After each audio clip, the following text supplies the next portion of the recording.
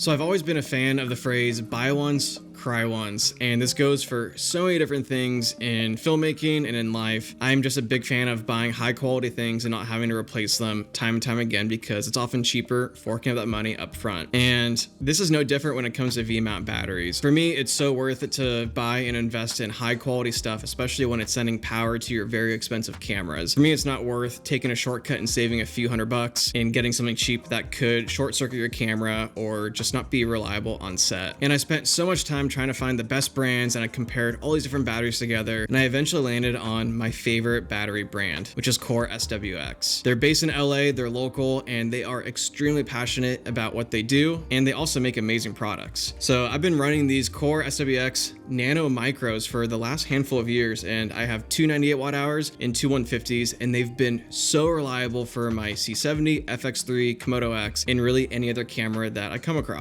And I love these batteries so much. They're amazing, they're my favorite, and I love how tiny they are. But recently Core made some updates, and they made these batteries so much better. So here is the new battery. This is the Core SWX Nano Micro X, and they made some incredible changes that I feel is pushing the industry forward. And I've been using this battery over the last handful of months, and I am completely psyched on it, and I want to upgrade all my batteries to this specific one because the changes are so essential and it really makes the quality of life so much nicer.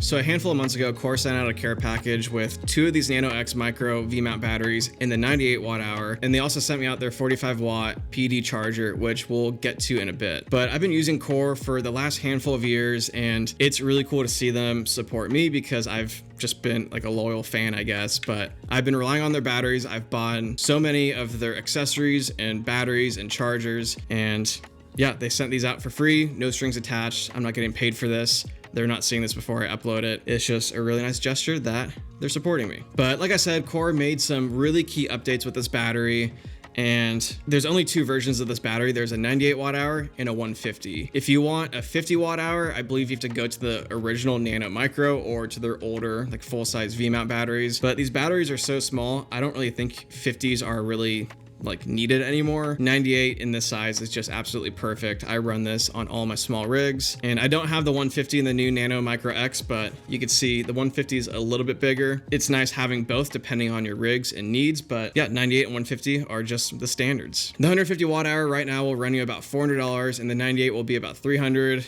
You could find them a little bit cheaper if they're on sale, of course. And at first glance, these batteries look to be about the same size. On the spec sheet, the 150 should match up perfectly, but for some reason, the 98 in the new Nano X is a bit bigger than the other, and you can really see this when you lay these two batteries side by side flat on a table. It's just a little bit deeper, it's a little bit taller when it's laying flat, and there might be something in there that is requiring a bit more space, but at the end of the day, it's just a tiny bit of extra weight, and it's really not that much bigger, and I have no complaints from the last few months of using these. And when comparing the new Nano X's to the original Nanos, they are a bit heavier, but that's just a micro detail. No pun intended. The extra weight and size shouldn't really affect much in your workflow, and with all the features that you're getting out of it, I couldn't really be bothered that they're a bit heavier. So like I said, these batteries are full of new features, and the first notable thing is the shell of the battery. Core says it's their new Next Core battery shell. It's crafted from robust polycarbonate. It just offers this insane robustness in your battery where if you drop it or you're in the elements with wind, dust, rain, really anything, you can be rest assured that your battery is going to be completely fine. It's built to withstand the elements, and it's just really ideal for those scenarios where you're out and about and you're really not sure what you're about to get into. And especially when it comes to power, you want something that's gonna be reliable and not be quick to shut down, especially because you're powering your camera, transmitter, monitor. You need something that you can rely on when you're out in really cold environments or hot environments, and I believe that these will get the job done. But when you're looking at the battery, the first thing you'll notice is that it looks really sleek, but by far one of my favorite features of this is that we get a new little status screen, and we get this little LCD screen. It's pretty embedded within the shell. It's not like my small rig batteries where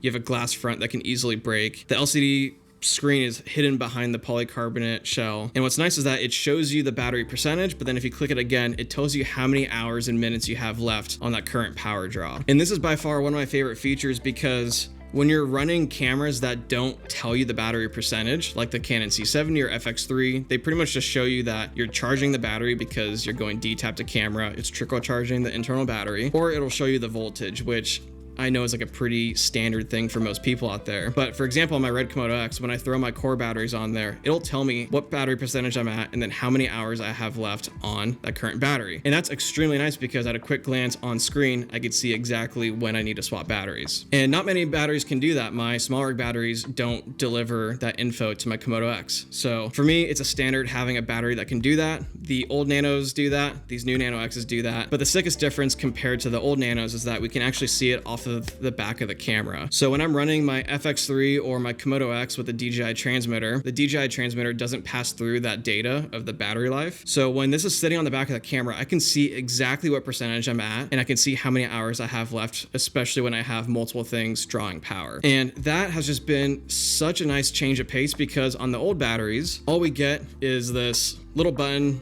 to illuminate the little 4 indicators, and then we just have to guess between the percentage. So it goes 25, 50, 75, and 100%. And when it gets down to 1 bar and 2 bars, you don't really know exactly where you're living at, and it can get a bit dangerous, especially when you're recording. You don't want your camera to just shut off because your battery is too low.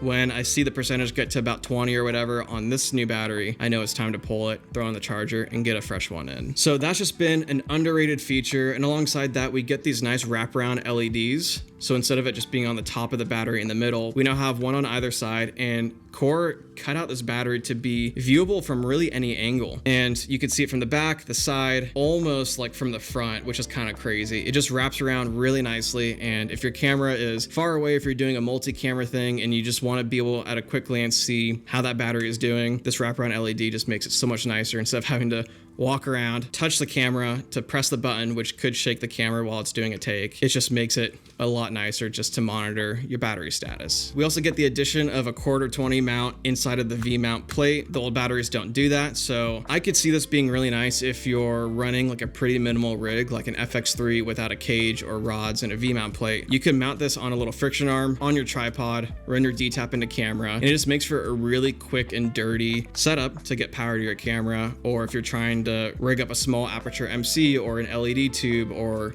power your light, you could rig this up onto a C stand or a light stand, and you can get it as close as possible to your source that you need to send power to.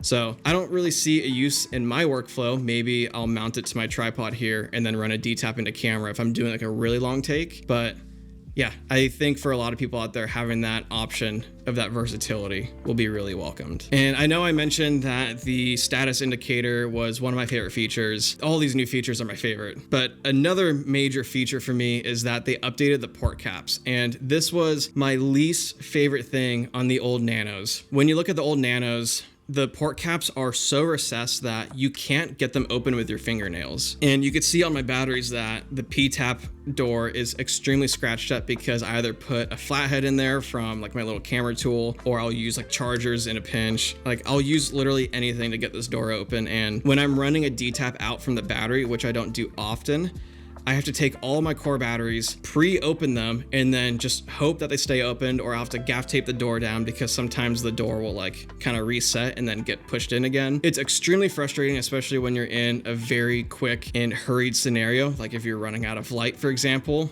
Definitely hasn't happened to me before. It's just really annoying to where like it's not versatile or quick. Granted, I don't use that door often, but the times that I have, it's really, really frustrating. So these new doors on the Nano X's actually have a lip, and they're just super quick to open with your fingernail. It should have been like that from the start. So that was my only gripe with the old Nanos. I am so glad that they updated these doors on this new battery. This feature alone would make me want to upgrade from the old Nanos to these new ones, but thankfully there's even more features to kind of make your money go a bit farther. Yeah, when you look at them side by side, it's just night and day.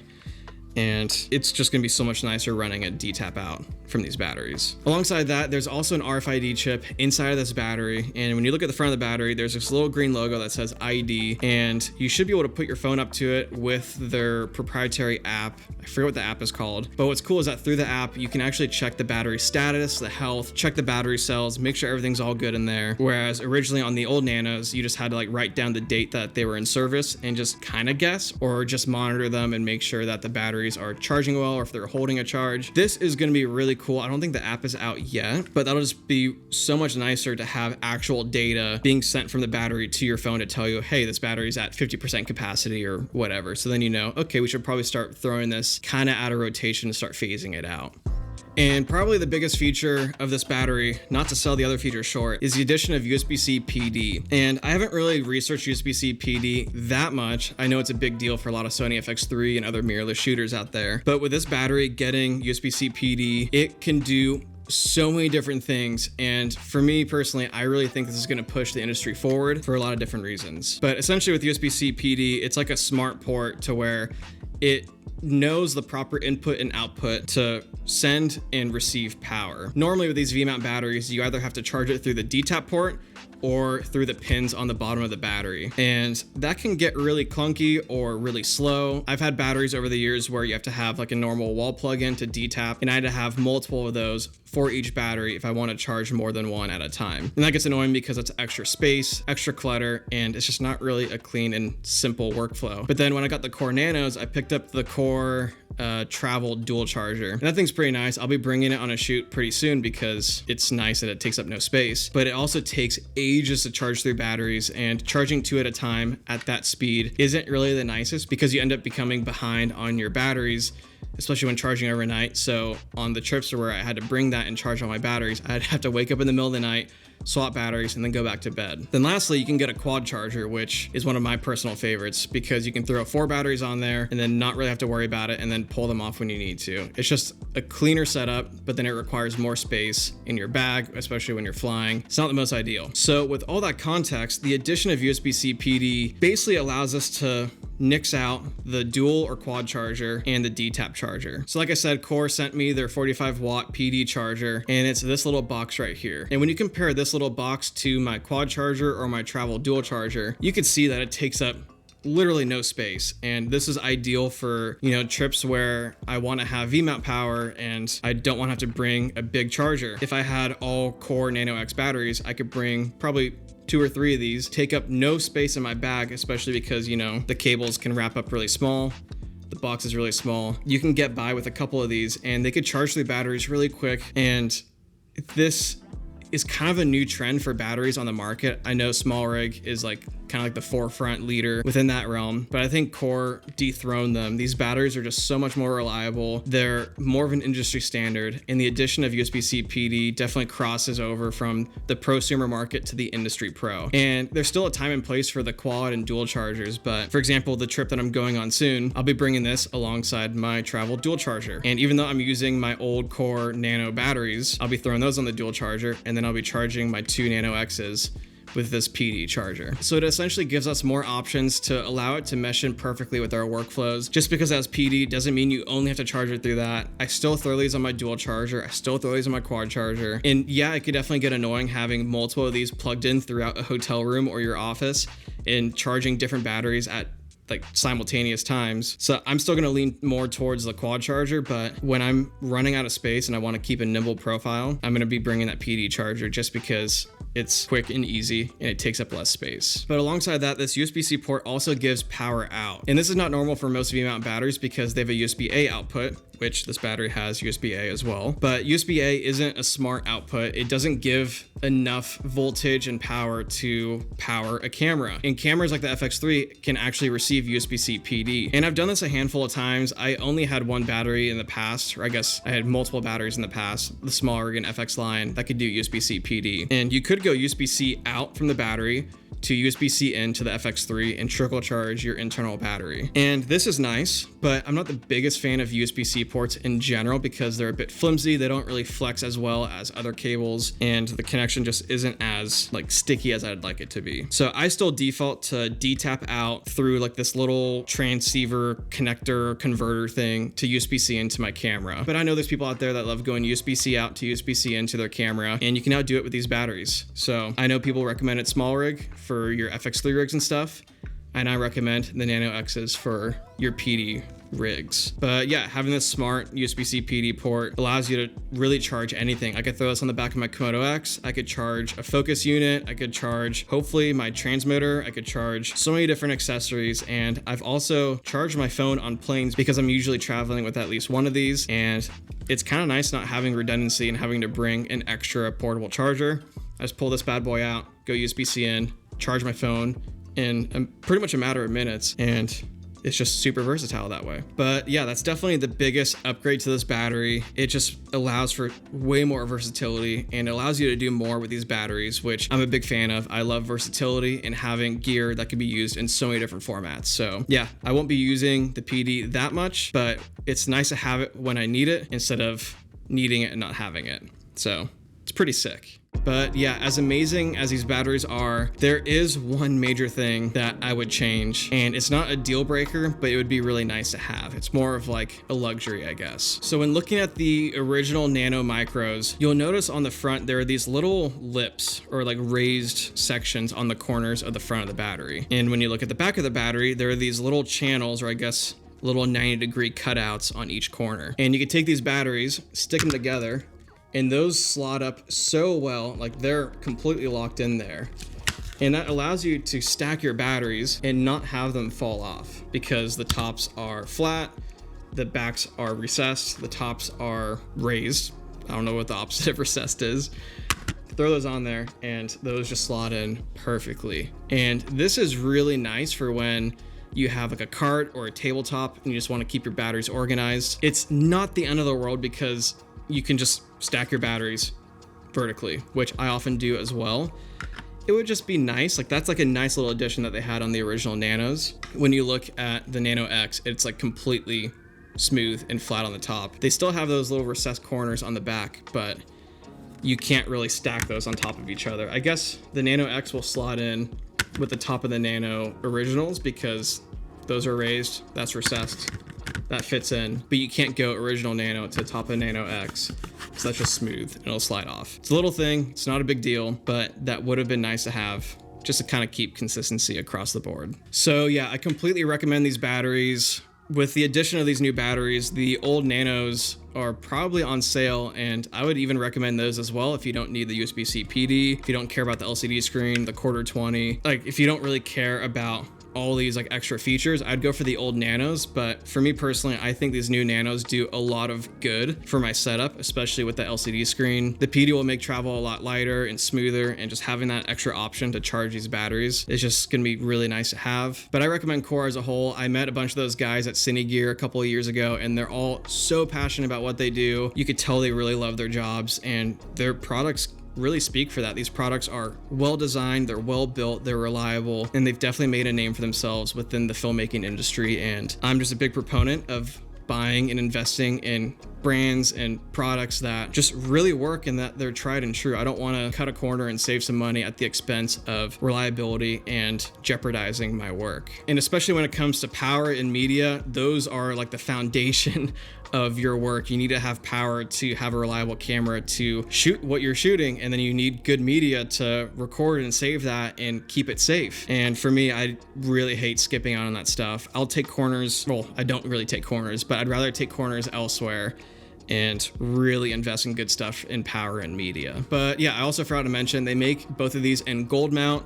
I chose vmount. My Komodo X has a vmount plate built in. Vmount's just really universal in like my kind of market. Gold mount would be really cool, but it's not really necessary for what I'm doing. And the vmount plates on these batteries are super solid. They don't wiggle. And I can't believe I forgot to mention that at the beginning of the video. So yeah, that's a lot about batteries, but overall these batteries have been so lovely. Thank you, Core, for sending these out. I really want to get my hands on those 150s just because there are certain times where 150 is a lot more ideal if I don't want to change batteries as often or if I'm powering multiple devices. But these have just been a really lovely upgrade from the original Nanos.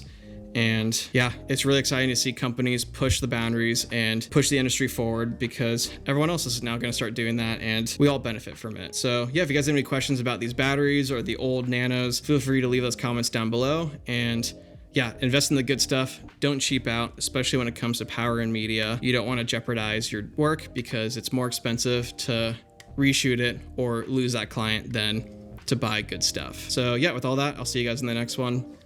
Peace.